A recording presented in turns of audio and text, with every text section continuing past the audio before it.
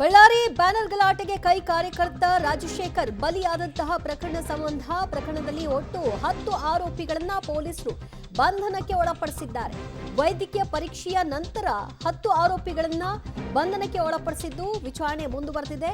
ಸದ್ಯ 10 ಆರೋಪಿಗಳ ಪಾತ್ರ ಏನು, ಇವರು ಕಾಂಗ್ರೆಸ್ ಕಾರ್ಯಕರ್ತರ ಅಥವಾ ಬಿಜೆಪಿ ಕಾರ್ಯಕರ್ತರ, ಇದೆಲ್ಲದರ ಪರಿಶೀಲನೆ ನಂತರ ಫೈನಲಿ ಕಾಂಗ್ರೆಸ್ನ ಕಾರ್ಯಕರ್ತರಾದ 10 ಆರೋಪಿಗಳು ಪೊಲೀಸರ ತನಿಖೆಯಲ್ಲಿ ಕನ್ಫರ್ಮ್ ಆಗಿದ್ದು ಈಗ ವಶಕ್ಕೆ ಪಡೆಯಲಾಗಿದೆ. ವಶಕ್ಕೆ ಪಡೆದ ನಂತರ ಕೋರ್ಟ್ ಮುಂದೆ ಅವರನ್ನು ಹಾಜರುಪಡಿಸಲಾಗಿತ್ತು. ವೈದ್ಯಕೀಯ ಪರೀಕ್ಷೆಯನ್ನು ಕೂಡ ನಡೆಸಲಾಗಿತ್ತು. ಎಲ್ಲ ಪ್ರೊಸೀಜರ್ಗಳನ್ನ ಮುಗಿಸಿದ್ದಾರೆ. ಈಗ ಅಧಿಕೃತವಾಗಿ ಅನೌನ್ಸ್ ಕೂಡ ಆಗಿದೆ.